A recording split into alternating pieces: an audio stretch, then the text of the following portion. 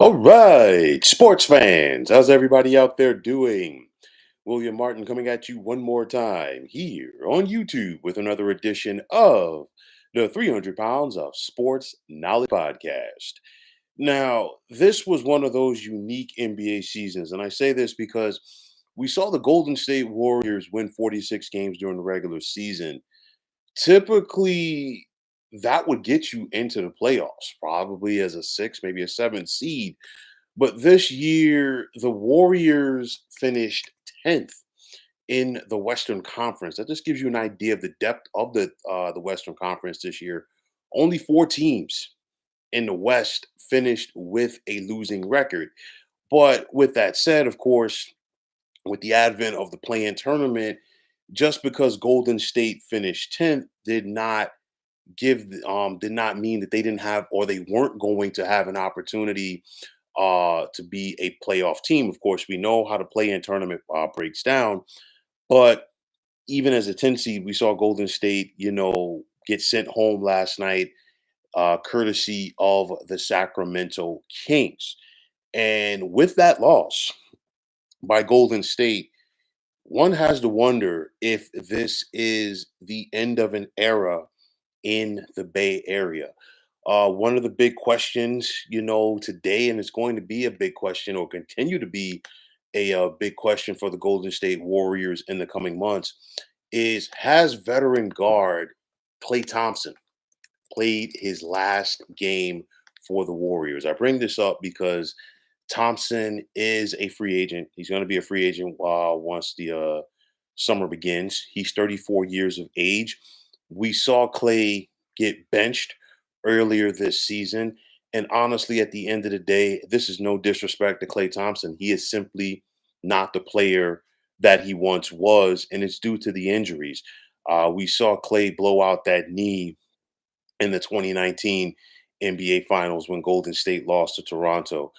Coming back after that, and we saw him with the Achilles injury, and those are each one is a difficult injury to come back from. Of course, simultaneously, as an older player, makes it even more difficult. But nonetheless, Clay did help these Warriors win another NBA championship a couple of years ago. But at the end of the day, you just don't see it like how we've seen it in the past from Klay Thompson. And of course, last night was just an unfortunate bad game for Klay Thompson. And of course, it hindered the Golden State Warriors immensely. He was 0 of 10 from the field, 0 of 6 from the land of three, and he finished last night's contest, the 118 to 94 loss, with a big goose egg in the scoring column. So it's going to be interesting to see where things go forward as far as whether or not that the Warriors would bring him back.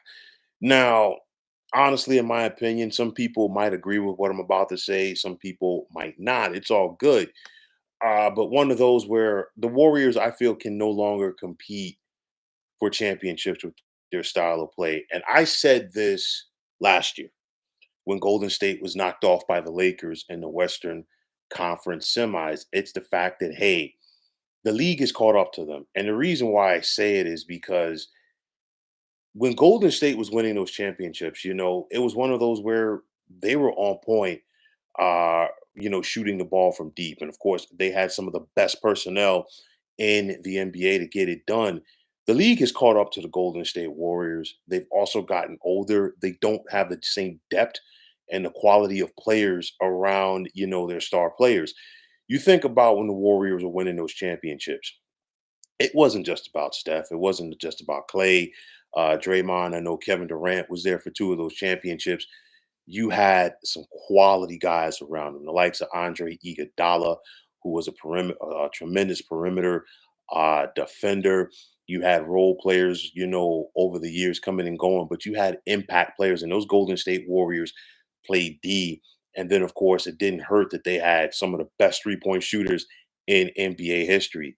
All of those guys have gotten older, and some of those key guys from those championship teams, in some cases, have retired all together. And Golden State is trying to still, in my opinion, go out there and win championships like they did in their heyday. But their heyday is well in the rear view mirror. And at the end of the day, those days ain't coming back anytime soon.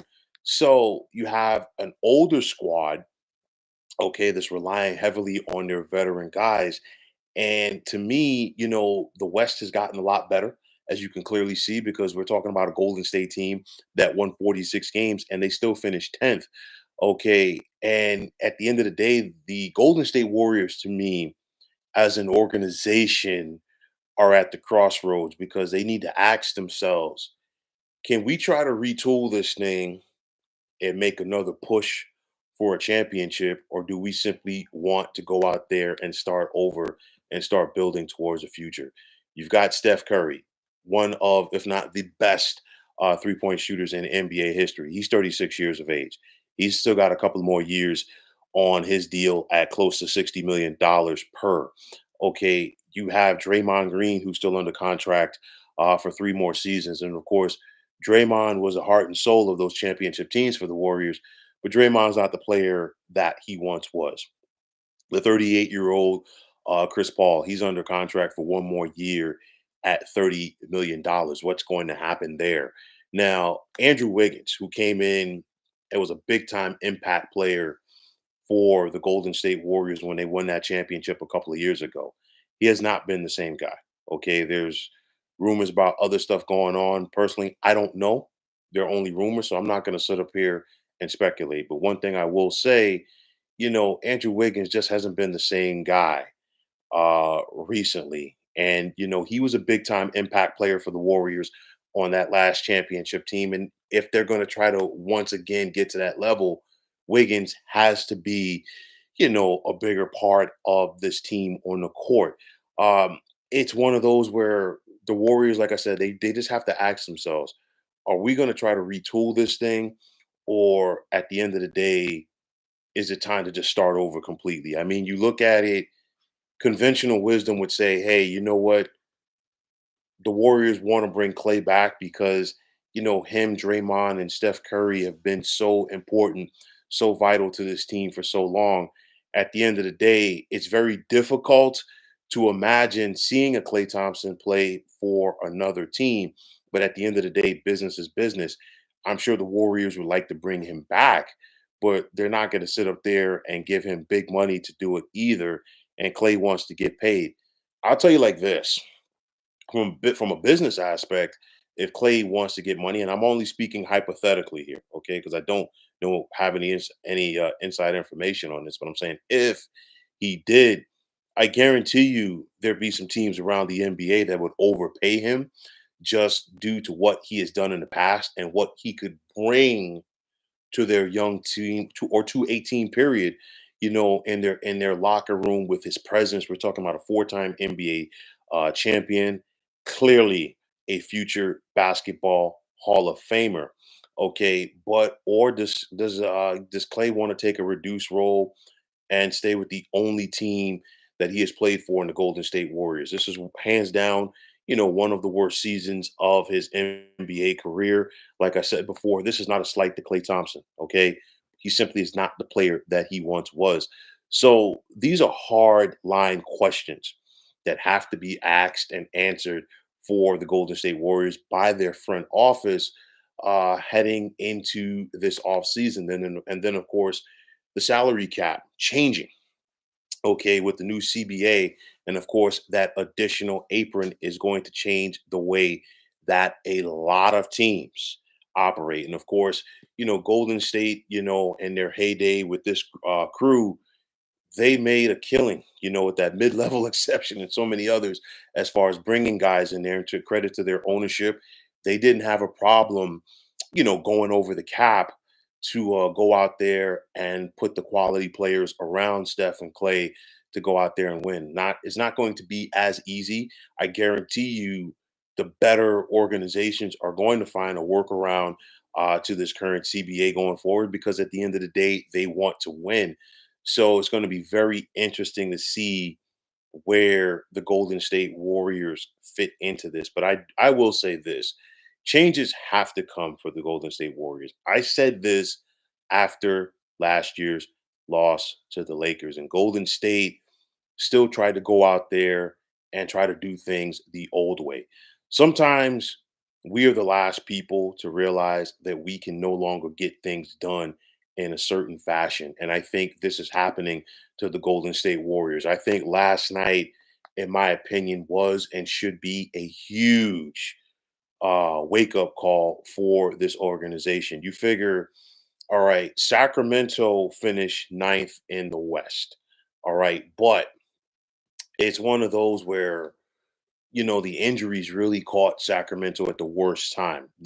To me, the Kings were like a top five, maybe top six team in the West. And they had played like that all season long until, coming down the stretch. We saw the injuries to Kevin Herter and Malik Monk. And of course, Kevin Herter's season is done completely. Um, and it's one of those where I picked the Warriors to win last night because I figured, you know what? The injuries were going to be just too much for Sacramento to deal with in this situation. And I thought Golden State would have an opportunity to take advantage of those injuries. But credit to Sacramento, they fed off of the home crowd at the Golden One Center. It's one of those they jumped out to the early lead and they put the stress on the Golden State Warriors. You figure Steph Curry was the only guy last night to score more than 20 points for Golden State. And then on the flip side, for Sacramento, all five of their starters scored in double figures. You know about De'Aaron Fox, but Keegan Murray stepped up in a big time way last night for the Kings with 32 points. Sabonis had 16 points and 12 rebounds. Harrison Barnes, against one of his former teams, scored 17 points. And I'll tell you like this: I know that social media will take these things and run with it, and they're talking about Harrison. Some people, at least, are talking about Harrison Barnes's revenge against the Golden State Warriors. Guess what? Harrison Barnes has played, has left the Warriors a long time ago. Golden State has won 3 championships since Harrison Barnes left. It's not like they just traded him, after last year or let him walk in free agency or something like that. So people just need to get a grip on that, in my opinion. But nonetheless, the Sacramento Kings answer the bell. Sacramento Kings are a darn good team. And again, like I said before, this is all about the depth in the Western Conference. And for the Golden State Warriors to keep up with said depth and be once again upon those upper echelon teams, things are going to have to change. You figure Golden State had to get in the playoffs last year via the play-in tournament. This is what they did once again. And honestly, the way that this roster is currently constructed, that's their only out, if you will, to the postseason right now, is the play-in tournament. And at the end of the day, it's really a one-game crapshoot for all it's worth. So for Golden State, last night's loss could be the end of an era in the Bay Area. More than likely, it might be. Okay. But also, I think it should be a wake up call for this organization as far as how they go about business. What led the Warriors to championships, excuse me, plural, ain't working no more. And they have to adjust the formula. And if they don't, they're going to continue to get the results like we saw last night. So, will this be a wake up call for the Dubs? Only time will tell. But nonetheless, if they want to take that next step and get back to where they were before, things must change for Golden State. So, folks, that is going to wrap it up. And as always, I want to take this time out to thank all of you for tuning into the 300 Pounds of Sports Knowledge podcast here on YouTube. I want to take this time out to thank all of you fine folks out there for tuning in. And if you have not already, please feel free to subscribe to this channel. Now, if you're on the X, formerly known as Twitter, please feel free to follow me at 300 Pounds of Sports. And like I always say, if you follow me, it will be my pleasure to follow you right back. There's also the sports discussion group on Facebook at the Sports Depot 365. Now you can check it out. Drop a line and be a part of one of the better sports debating sites going on social media. So once again, fine folks, my name is William Martin, and I am signing off. And I'm saying take care and have yourselves a wonderful day.